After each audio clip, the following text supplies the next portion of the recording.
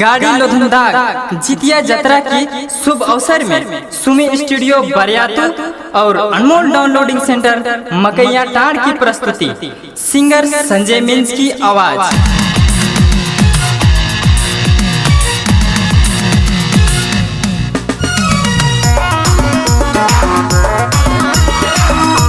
गाड़ी लोधनदाग जितिया यात्रा की शुभ अवसर में सुमी स्टूडियो बरियातू और अनमोल डाउनलोडिंग सेंटर मकैया टाड़ की प्रस्तुति सिंगर संजय मिल्स की। बरन बरन बाल की जितिया यात्रा बर हिमल बर सुनीता। बरन बरन बाल की जितिया यात्रा बर हिमल बर सुनीता। गाड़ी लोकम दागन बार के संगे संगे कुदत जातरा। गाड़ी लोकम दागन बार के संगे संगे कुदत जातरा। बरन बरन बाल की जितिया यात्रा बर हिमल बर सुनीता। बरन बरन बाल की जितिया यात्रा बर हिमल बर सुनीता। गाड़ी लोकम दागन बार के संगे संगे कुदत जातरा। गाड़ी लोकम दागन बार के संगे संगे कुदत जातरा।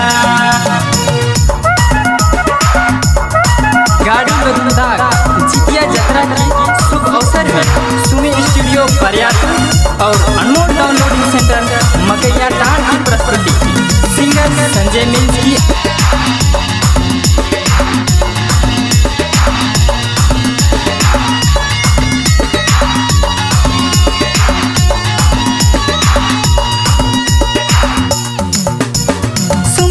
स्टूडियो बरियातू बरर की फोन नाना के सेल में है मोबाइल सुमी स्टूडियो बरियातू बरर की फोन नाना के सेल में है मोबाइल। बरन बरन बाल के जितिया यात्रा बर हिमल बर सुनीता। बरन बरन बाल के जितिया यात्रा बर हिमल बर सुनीता। गाड़ी लोकम दागन बार के संगे संगे कुदत जातरा। गाड़ी लोकम दागन बार के संगे संगे कुदत जातरा।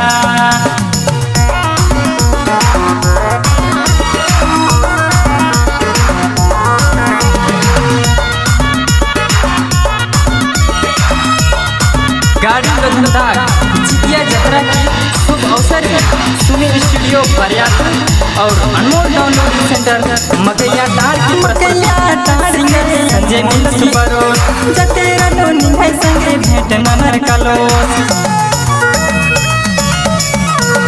मकैया टाड़ पे अनमोल बरोस जतेरा नोनी है संगे भेंट ननर कलोस। बरन बरन बाल के जितिया यात्रा बर हिमल बर सुनीता। बरन बरन बाल के जितिया यात्रा बर हिमल बर सुनीता। गाड़ी लोकम दागन बार के संगे संगे कुदत जातरा।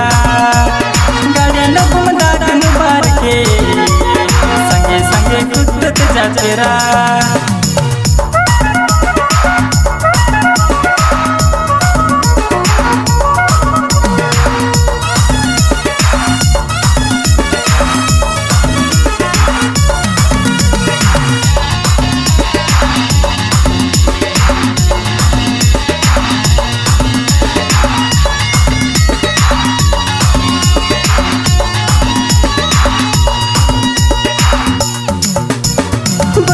कलिया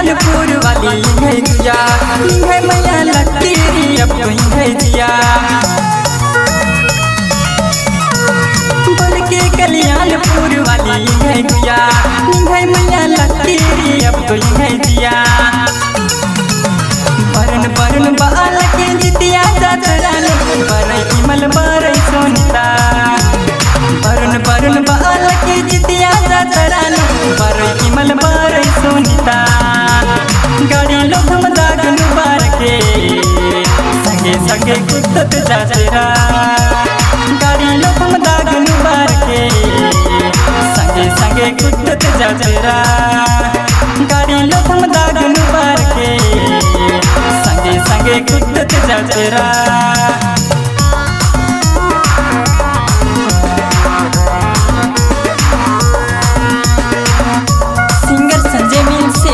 संपर्क कर सकते हैं दोस्तों 89 86 89 47 46।